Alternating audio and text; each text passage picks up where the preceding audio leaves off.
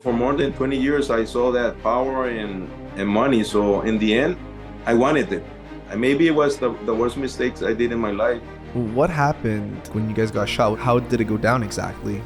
10 men, dressed up as police officers. They killed my 3 bodyguards downstairs with silencer. It was for my head and the shots went down. So I have one here, and then in my belly and in my legs. 10 seconds of glory has been more than 30 years of suffering. You make a mistake, you get walked into a room by your best friend, you don't walk out again. When you have revenge in your heart, you might as well dig 2 graves, one for you, one for them. Power is it's like you put 100 shots of heroin in your system because you believe you're invincible. What's going on, everybody? Welcome to another episode of the Millennial's Choice Show. I'm here with my brother, Danny Ablakan. What's going on, everybody? What's going on, Danny? Nice to see you. Likewise. We got a special guest today. A lot of you guys are fans of, the Narcos show that's on Netflix. We're going to hear a completely different side from that. Obviously, Netflix, they produce content.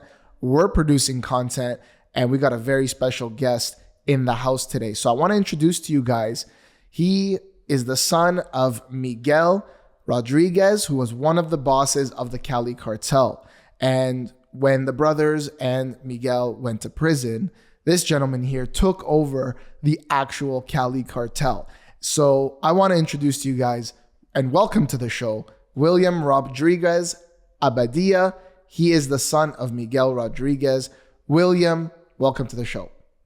Hey, Danny and Matt, it's a pleasure to be here with you guys. Yeah, that's my story. I'm a lawyer, and I'm the son of Miguel Rodríguez Orejuela, and my uncle was Gilberto. They were the founders of this organization that ruled the narco traffic world in the 80s and the 90s. And yes, I became like the street boss for my father in 95 when he went to prison. That's awesome. And it's like, we want to really get into it, and we always ask our guests, the first question we want to know is, tell us about your childhood. Tell us about your upbringing. What was it like to be the son of a boss of this cartel? And did you know how early did you know that your father was this figure? Pues, my childhood was very traumatic because, I come from a defusionary house because my father and mother didn't get well very good. So, and when I was 5, my mother took a drastic decision and took me to Chicago. And I didn't see my father for more than 5 years, And pues I don't have a lot of members from my father in those days because he was always absent. But the only one I have is when he took me the last time I saw him when I was a kid to eat ice creams, and then I never saw him for more than 6 years. He was in those days a normal person, but when I came back like in 78, and now my father was a very important man in Cali. He was because the difference between, let's say, the 2 most known cartels, Medellin and Cali, is that we were in this business for making money, and that was the main issue at first. So my uncle and father were dealing with drugs to make a lot of money so they can invest in big companies. So he was a prosperous, businessman in Cali, and that's what I knew about him when I was 13 years old. And life was normal because I didn't see a lot of people around him. He was like a normal guy who has money. He only had a chauffeur going around. But in 84, when my uncle was captured in Spain, that's when everybody found out, even us, that who they were in drug trafficking. And that's when life changes, because now everybody's looking at you differently, because I was like a normal kid in those days. When you found out, I think you said when you were 13, when your uncle got arrested. No, I found out when I was like 18, Okay. Because 18. they hid it, they hid it very good, and nobody knew because they were prosperous, businessmen. They had big companies, banks, and we have one of the biggest pharmacy companies in Colombia. So, Wow. you know, they hired it good. Soccer teams. Yeah, we had a soccer team too. So, you know, we were like a normal rich kids, no, that live in Cali, and we didn't see a lot of people around then. We didn't have bodyguards. We were, you know, normal people. Okay, so they're invested in legitimate businesses. So when you found out when you were 18 years old, what was going on through your head? Was it, wow, I need to go back to Cali and I want to go and be with my dad and get into the family business? Like, what went on? No. At first, you know, because my father and uncle always they decided that they didn't want to involve us at first, you know, because they in the end they wanted to get legit in a moment in their and when what they were doing. So they were preparing us, you know, in the best universities in the world so we can, you know, later on be successful businessmen because we had a very successful uh, emporium, economic emporium, and legally, that's what we believe in Colombia. So, and when that happened, you know, it was very hard for us because we feel at first like betrayed because we didn't know anything.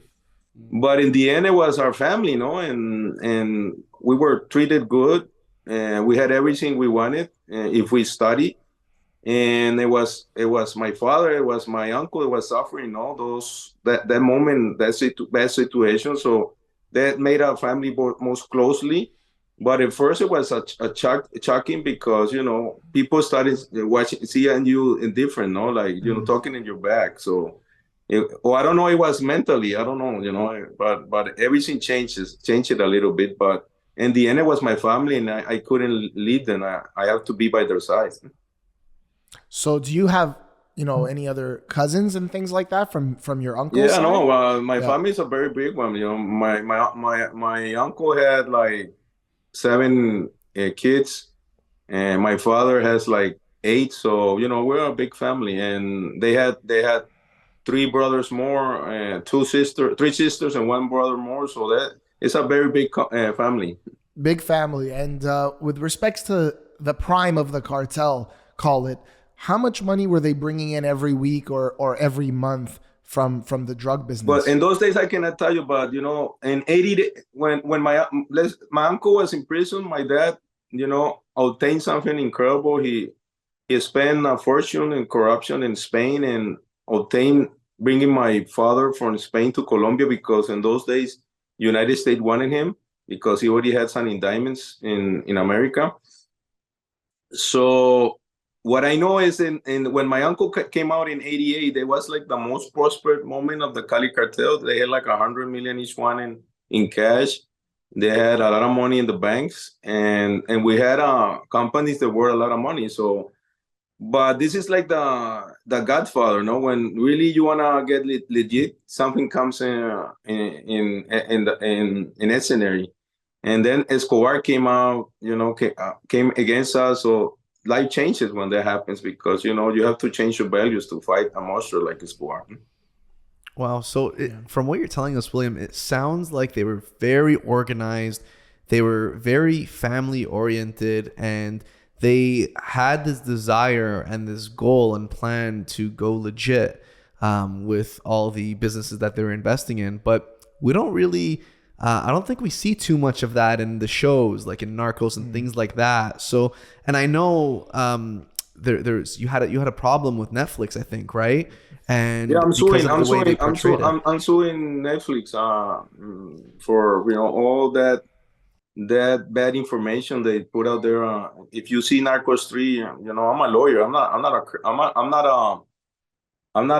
my father's hitman. You know he didn't need me for that. He had a lot of people around him for that. So he didn't raise me to be that. So you know that show wasted you know a good story to tell. You know because they took the violent part that it did exist because you know we went in a war against Escobar and like I told you, if you fight against the guy, you have to be in the level of this guy, or he will wipe you out. You know, so I believe there was, like you say, and I told you before, our goal in this kind of business was making money.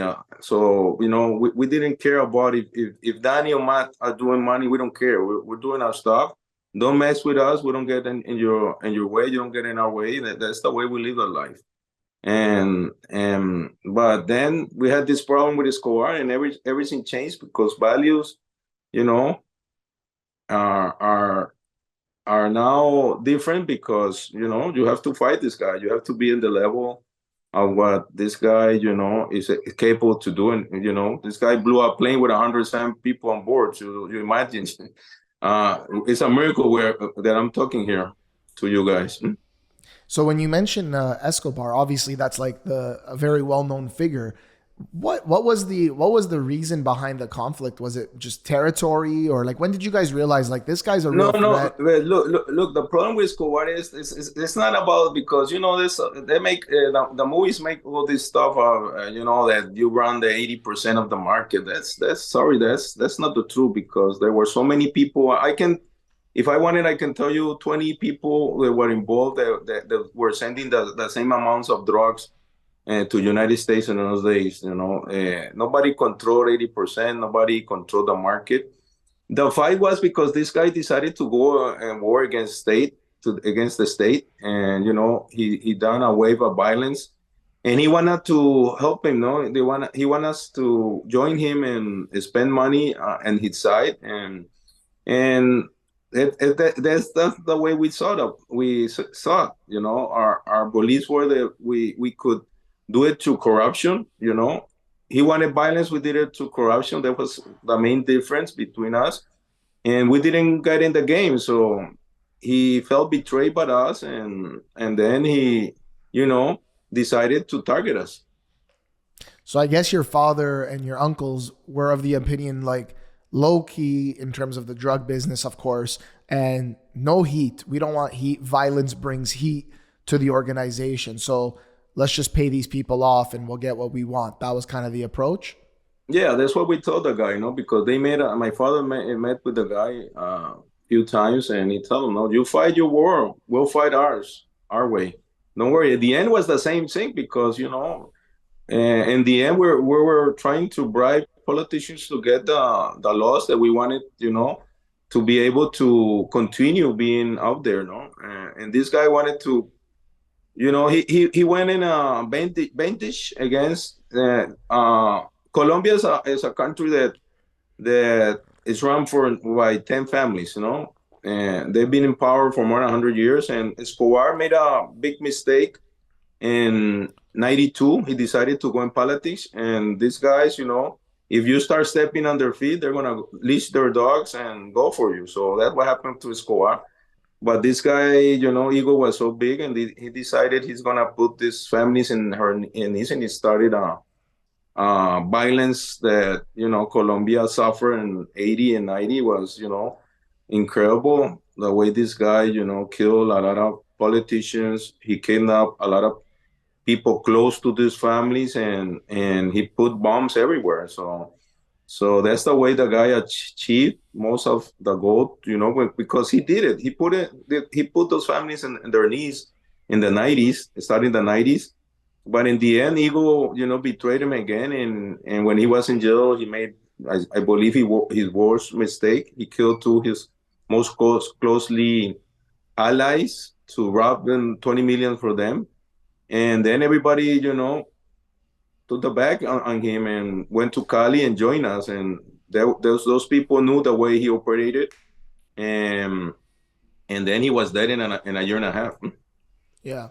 Yeah, there was no way he could continue going the way he was going, very recklessly in that way, right? And I just wanted to circle back, William. So you said you're suing Netflix. How has that been so far? Are you like, did you guys start the process, or are you guys just getting everything together? Because that sounds like it's going to be a tough I already fight. started but I'm doing it in another country in South America, because in Colombia I cannot do it because, you know, Rodriguez will never win nothing in Colombia, because they always gonna say that I bribed the judge, right? And here in the United States, it was very difficult to get somebody on board because lawyers are too expensive. So I went to Paraguay and I got a lawyer over there and we already presented the suit against them. And but it's not about the image. It's about they took part of my story from my book and they made a series about that. So we're trying to fight that and we're just starting, but I hope we can make this happen because I believe they didn't need to steal our story because uh, they made so much money that if they give us some rights, we would have done it and we would have done it better because in the end you have to show the rise, but you have to show the fall because that's the way this thing works. No, you have the rise, but you're gonna fall. I'm still falling because when you see family close to you suffer, this hurts you, right? So that's the way it should be run. This type of series. But in the end, if you see Narcos, there's 9.5 chapters glorifying this activity, and the last one, oh yeah, they were captured. So I believe you have to be a little more critical when you talk about this type of lifestyle. Yeah, and maybe give the full story, right? And even show, like you're saying, what happens after, not just a little part of it, right? Mm-hmm. So the biggest beef is, you would say is, number one, they took part of my story and there was no compensation involved there or no permission given from a family member who was directly involved. But number two, it was also portrayed incorrectly and obviously more dramatic than it needed to be just for the purposes of getting viewers. That's the main beef there. Yeah, that's the main stuff, because our life doesn't need, to invent nothing, fiction or nothing, because it's been an adventure. And I believe they lost a lot of good parts of this story where you can, show different points of view, corruption, the way it happens in our country. And they went for the easy part, no, like the violent, the last 2 years of the Cali Cartel, and I believe this is a story of more than 40 years.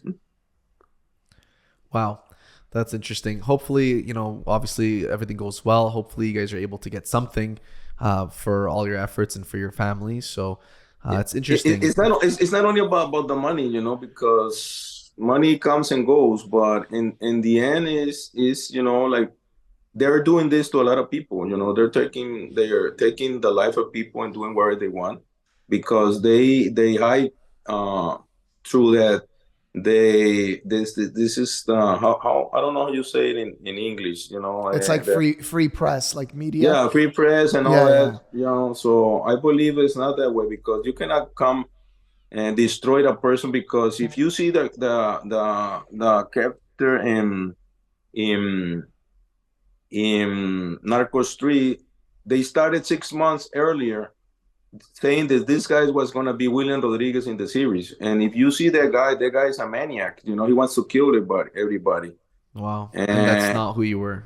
And that's not who I am. And in the end, when this is done, they made a little article in a newspaper saying, "Oh no, that's not William Rodriguez. This was a guy invented." But they already had, with my name, 6 months after. They say they didn't do it, but it was out there in the media. Somebody had to say it. So so they destroyed, my image. Because I didn't do those parts, when I paid for the things I done, I went to prison for that, and now I don't. But you cannot tell those bad stuff of people if they didn't do it because it will hurt your family. What you think my daughters was do? They haven't even been able to watch that series, even. For authorities, they say, who this guy? Was this guy really that man? And in Colombia, it's crazy. People believe that, and people are scared about me. Yeah, they're kind of tarnishing your reputation and your legacy, right, for your family and for back home, like you're saying, which is not right, of course. That's terrible. Mm-hmm. Yeah. So I want to get into all that and talk about your family today and how these things got impacted your family.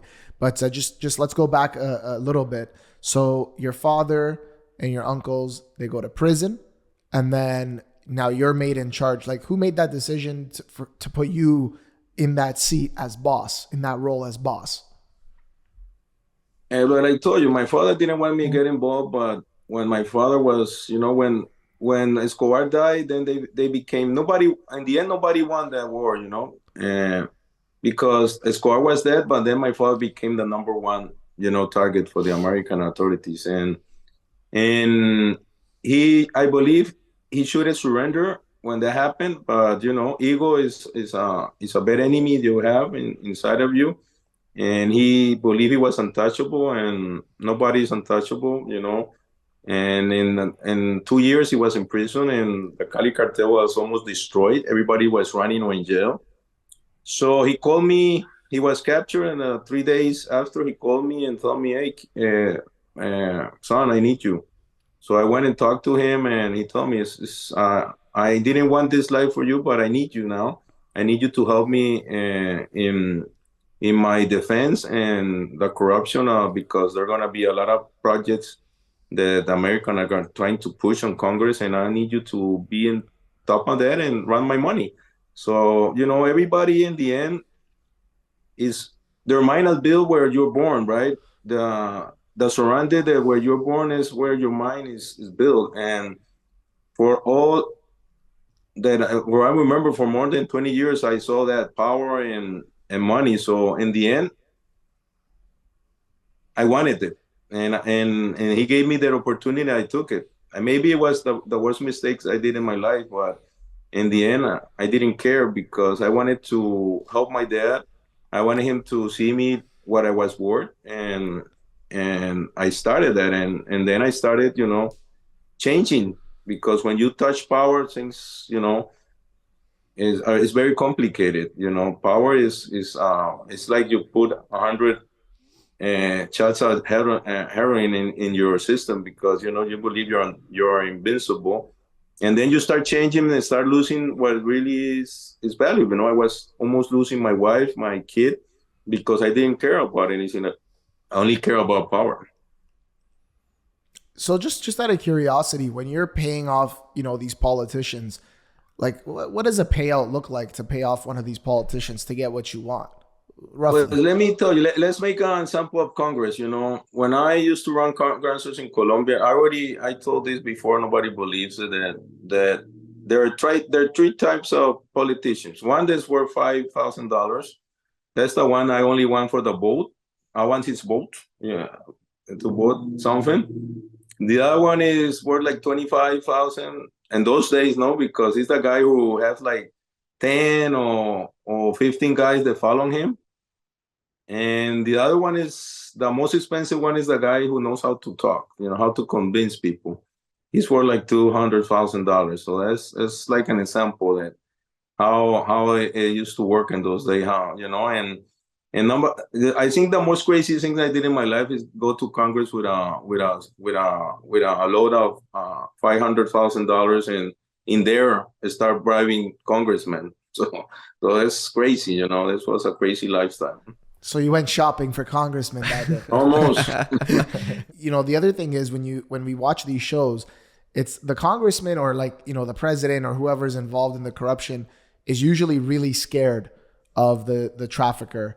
Is that really the case, or is it more like there's that mutual respect, fine line you don't cross, or what is it like really? The problem is that we were different.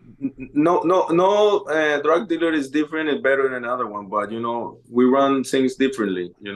And so I believe the politicians were more scared of Escobar because they know they were gonna get killed. With us, they knew that in the end we're not gonna do anything, and sometimes that's why they betrayed us, because we were too respectable for the we believe loyalty of those guys. Loyalty. Yeah, loyalty. Yeah.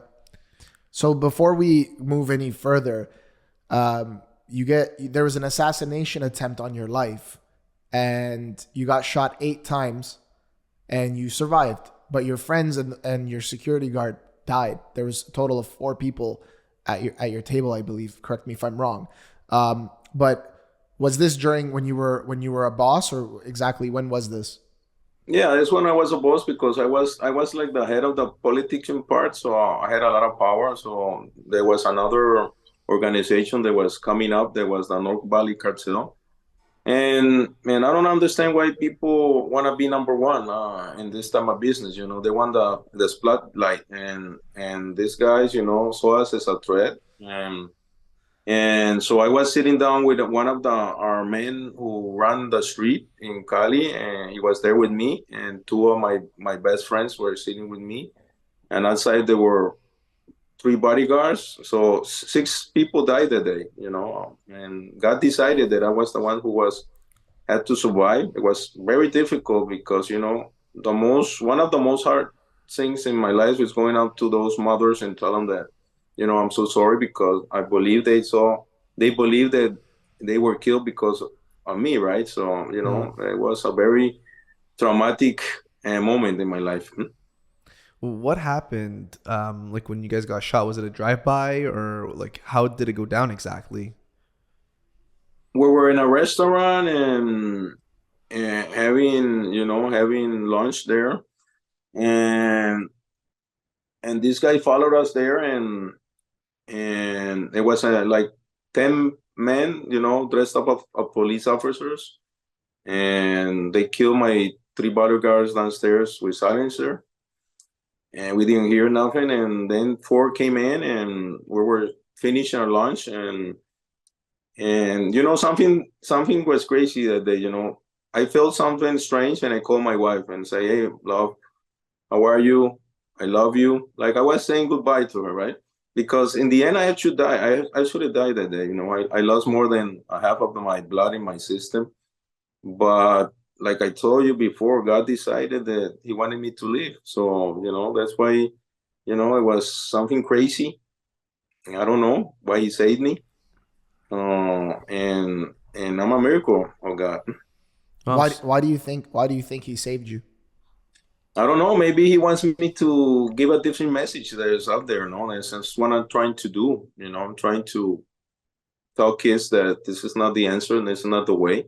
I know it's very difficult. There's not a lot of opportunities out there, but in the end, this lifestyle, like I told you, I say this not for 10 seconds of glory. It has been more than 30 years of suffering. So I want to tell this story, and it's about them, no? It's about them, what they want to do, and because I'm nobody to tell you, hey, Matthews, do this, or Danny, do that. No, it's on you. Life's about decision, good, bad. If you make bad ones, you're gonna have consequences, and in the end, it's gonna get to you. I'm unfortunately the tsunami.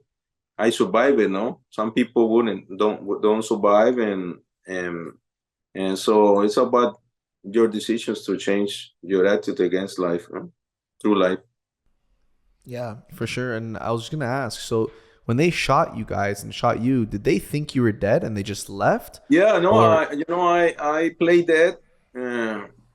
I saw when one of my friends tried to get up and they shot him again. So I played dead and waiting to the guys to leave. I tried to get up, but my knee, I got a shot in my knee. I couldn't walk. So then people, helped me, and then they took me to the hospital.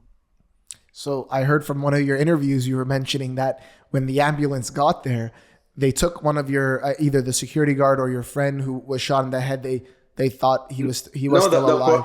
yeah, there was like a service there they call Emmy. There was like ambulance that were around the city, and if there was emergency, you have to have like you have to have a card, and I didn't have that. So the guy came in, and the politic was that the guy who was more hurt, that's the one to take us. So I called the guy and say, hey, take us both, because I can survive, because this guy had a shot in his head. I'm not saying that don't take him. I can go with you. So I got upset and got this guy to tell her, hey, man, I can survive. So they put him in the ambulance, and they put me in there. But in ambulance they had like seats around. I went there and that seat, and I believe that saved me, because if I stay more, I would die there. William, I was going to say, you survive 8 shots, this assassination attempt, everybody around you dies. Then the ambulance gets there and they know they're not willing to take you. They want to take the other guy. Can you imagine? You were left behind. Yeah, I don't know. That's why I couldn't go. I couldn't be left behind, my friend. I was survival, and and that when they took me there to the emergency room, and then they put me in surgery. I was 5 hours, fighting for my life. And the first thing when I wake up, the first thing that I asked my wife, that she was by my side, is what happened with Fernando. The guy's name was Fernando, and she told me he was dead. So I feel, very, very, very sad, because he was one of my men and he died for me. Yeah.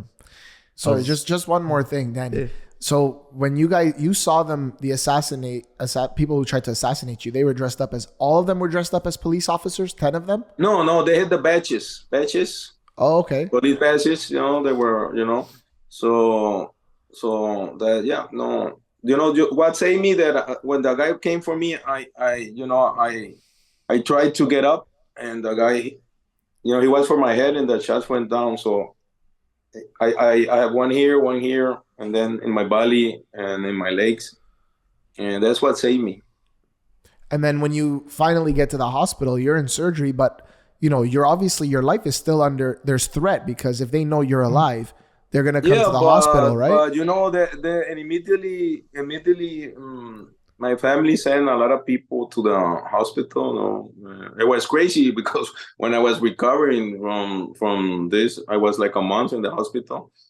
They wanted to throw me out, because there were like 20 police guys there, and like 30 bodyguards. So there were like 50 people all around that clinic and the hospital, and people, started complaining, and they were gonna throw me out. And the guy who saved my life was a very, big doctor there, and he had like 50 patients a month, and he told me, if you throw him out, I'll take my 50 patients and go to another clinic. So that's crazy stories that really happened.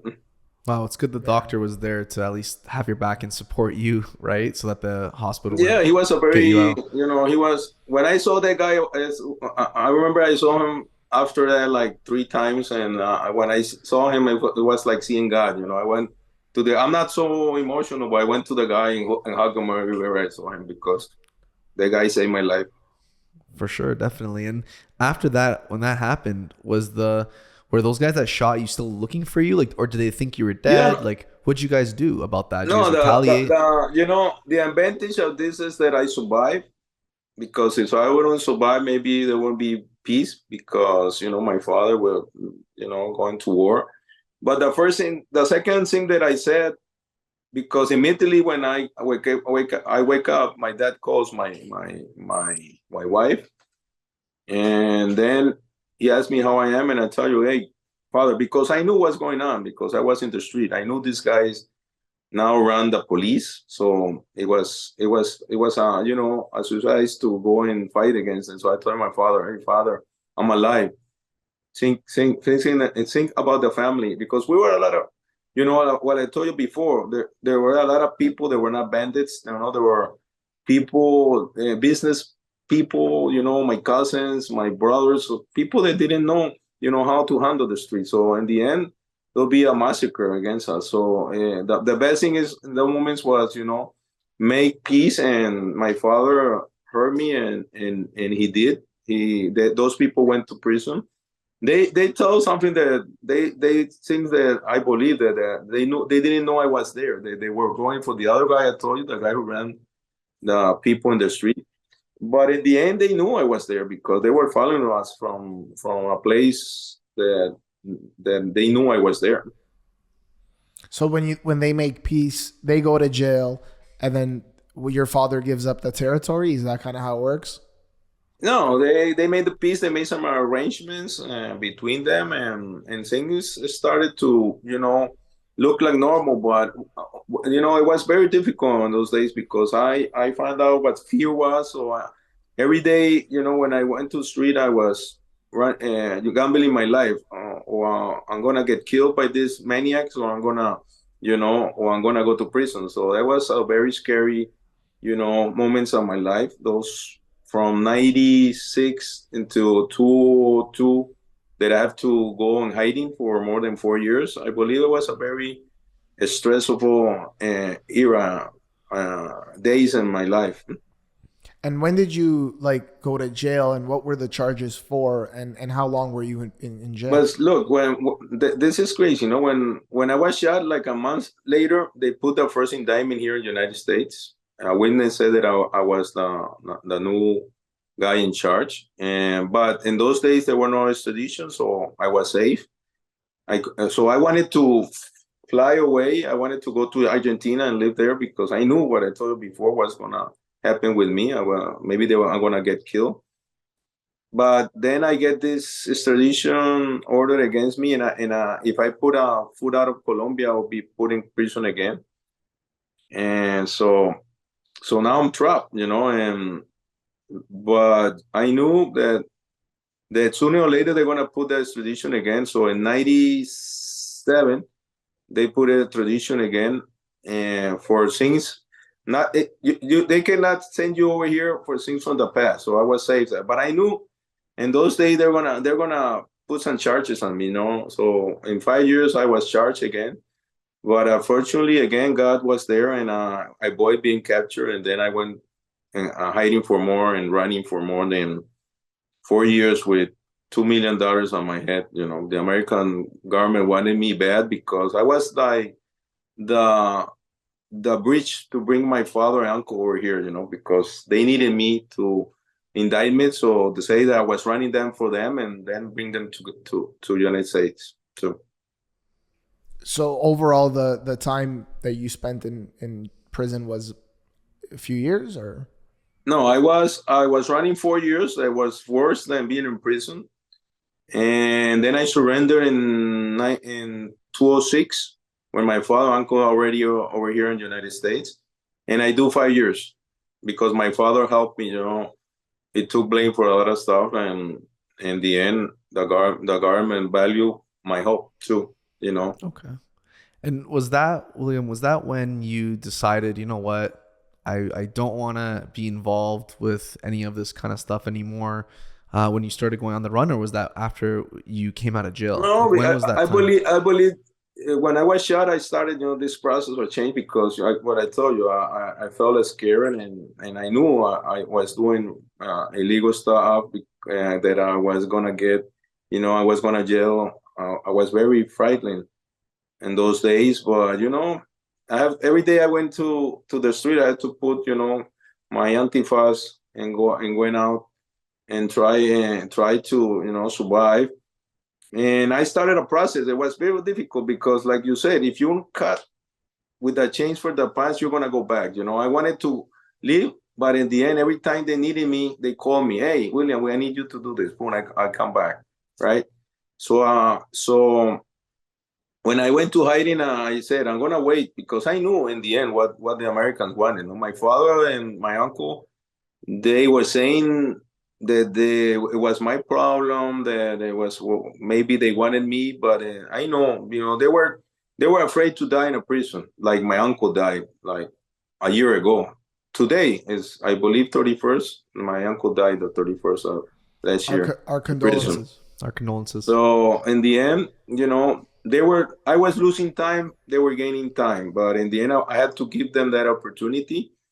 And then when they brought them over here, I knew it was my opportunity to change my life, and I surrendered. And when I came out, I made drastic decisions in my life. I decided I'm gonna cut with a lot of people because they're not doing illegal stuff in my country, but their mind is still in the past. And my mind is now in a new era, and these talks that I do and telling about this story, they made a lot of people in my family unhappy, but I don't care because I believe we have to tell this kind of stories, because in the end, silence has not bring anything good for us. My family was destroyed. My family has, I believe, the family involved in drug trafficking that suffer all the pressure from authorities more than anyone. Almost 15 or 20% of my family has gone to prison for money laundering. So in the end, silence has not brought anything, because in the end, politicians are still over there running, and they were associates. So in the end, I'm not gonna talk about them because it's not worth it. Because I tried with two of those guys and nothing happened in Colombia. So I don't want to make more enemies for my family. But in the end, our silence has not brought us nothing good. But my father believes that, so I respect. He's a loyal person. He doesn't want to talk about anybody, and you have to respect what the guy is made of. Yeah, definitely. I just wanted to ask you real quick, what was your time like in prison? Because you said you served in your time in the United States. Was it in Miami or where was it exactly? I was 3 years and almost 4 years in South Carolina in a prison over there. It's called Edgefield. Okay. And the other time I did it in Miami in the building there, part in the home. Okay, sounds good. And like, did you find that there's people like out to get you in jail, or did you have protection when you were in jail because of your reputation? Or no, I believe you're right. This name follows you everywhere. So because people see you like a sign of money, but unfortunately, these guys, they run the system so good, the federal system of prison, because they make the good decision. I was always fighting, trying to get closer to my family in Miami, but in the end, I believe it was the best place to be in South Carolina, because there were a lot of Colombians. There were like 15 only. There were like 15 Colombian. 600 Mexicans, 100 Black people, and in the end, yeah, they knew who I was, but they respected me because I ran with respect. And when I had like two problems, and when I had those problems, I'm a man, and so I know how to handle them. What was the problem? Can you talk to us a little bit about it? Like, did someone try to shiv you? And Somebody trying to get food? They were like a game from Puerto Rico. They called the 27. Okay. Those guys wanted to ask me I had to pay them $2,000 for protection, they said. Got it. And so, I had a homeboy of mine, the Colombian guy who ran with some guys from here, from LA, the Sureños. There was a gang. And he had like 100 guys. So I had to, talk to the guy who ran them and say, you're going to back me up? And the guy said, yeah, I'm with you. So then I met with those guys and I told them, okay, what's the problem? Oh, man, you need protection. You need us. And I said, no, I don't need nobody. And so, you have to pay us $2,000. I said, I don't pay nobody. I'm paying the system for, I'm paying every day of my life. A day I'm not close to my family. So how do you want to handle this? So one of these guys, I sent him, and he wrote a letter from the mother of this guy. So I played this guy with a hand at two deuces. I told him, "Can you defend your family outside?" And the guy got scared, and I threw that letter at him. And the guy got scared, and I said, I can defend mine. So you want to go to war with me? Okay, let's do it. Yeah, and those guys backed off, and they left you alone? Yeah, he backed up. But unfortunately for me, because if something happened, maybe, who knows, maybe something fatal will happen there, and maybe I die, or maybe somebody else die, and I still will be walking up there. But those things happen because you have to defend yourself, because, you're going to be you're going to be a bitch over there, and I'm no bitch on nobody. Yeah, thanks for sharing that. Appreciate it. Well said. Yeah, that was awesome. So before we, wrap it up, give you the final word, I do want to bring it back to today and your family and your wife, your daughter. Do you have any other children, or is it just the one? I have two daughters. Two daughters. Nice. And one is 25, the other is going to be 29. And, I believe I believe that my sacrifice of surrendering, because it's not easy, when you're free, and I was going to get captured sooner or later, but in the end, it's a big decision when you're free, and taking this step is not easy, surrendering, but I believe it was the best decision I did, because I gave my two kids an opportunity to be somebody here. They're making it good here in Colombia. They're always going to be, with a Mark Rodriguez in their head. Nobody's going to give them where to work.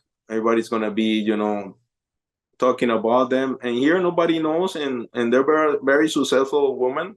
They're very young, but very smart, and I believe they're going to be, very important business persons in here. So I believe it, and I have a wonderful woman that waited for me more than 9 years. I've been with her 30 years, and I don't know why she's still with me.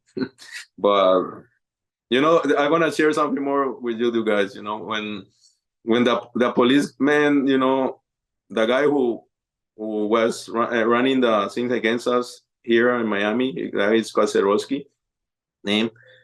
The guy, ask her, why don't you leave this guy? Why don't you leave him? And you're stupid. He said, you're stupid. This guy is not going to change. And now, and she's still with me. I don't know why. I don't know. Maybe I'm not so bad as people say. You're doing something right. Yeah, he was wrong. You changed. So that's amazing. Maybe he wanted her for himself. No, I don't believe so. He is married a Colombian woman, I believe, and he's hooked up with her. No, he just, because he saw she was a so amazing woman, that she deserved maybe more than me, and maybe that's why he was telling that, and maybe he was right. Right. Yeah, but based off what you told us, you have changed, and it's so amazing to hear your story that you're sharing with everyone now, and sharing the truth, about how that life was and how it's not worth it, right? Because you either die or go in jail, right? There's no real winners in that kind of life. So I think God did let you live that day just so you could share your story and to talk about, how there's something better out there. That's what I'm committed with, my friend. And fortunately, maybe I'm going to start a new project, sharing these stories with kids and in different places. I'm going to start in El Paso, Texas, maybe. We're trying to get the money to do that project. And I believe it's going to be amazing, because I believe that those are the human beings that you have to talk first, because, they're our future, and they have to understand. I understand, and I'm clear there are not a lot of options out there for kids, but we have to try, to do something different and show them a different path. If I save one, I think I accomplished my mission. It's worth it, definitely. Do you want to leave us with any last words, William, or where our audience can also connect with you and find you? No, I believe the main message is that because maybe a lot of people don't believe that change is possible, but I believe I have tried. No, it's complicated because, like I told you, your mind is built where you're born, your environment, who are your first teachers, your fathers, your friends, and in the end, those rules are still there, and trying to change the way your mindset is very difficult. It requires a lot of discipline and willpower, because those phantoms from the past will come back, every day. But you have to be strong and be able to how you say, to try to write them and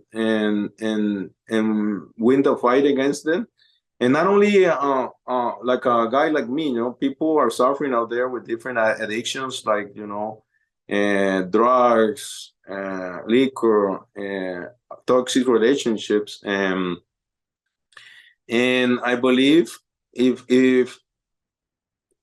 they hear my story, maybe they understand that you don't have to wait for the tsunami to hit you, like hit me, right? Shot 8 times, running 4 in prison. Not, I'm being able to go to my country again. maybe, you know, if you make decisions at time, maybe life can change and be better for you. Yeah, I love that. That Well was said. amazing. Yeah. Well said. Well, we appreciate you coming on the show, William. Guys, you know, like and subscribe. Check out William's book. We're going to put the link in the description for you. And smash that, you know, like button. We need your help with the algorithm. And No, thank you so much. And if people are interested in follow me, they can go to William Rodriguez AB Instagram and find out what I'm doing. You know, thank you so much for letting me share my story with you guys. Oh, thanks for coming on. And yeah, we're going to put the Instagram link in the description as well. Again, William, thank you on behalf of our team. Yeah, appreciate it. Okay, Danny and Matt, thank you so much for your time.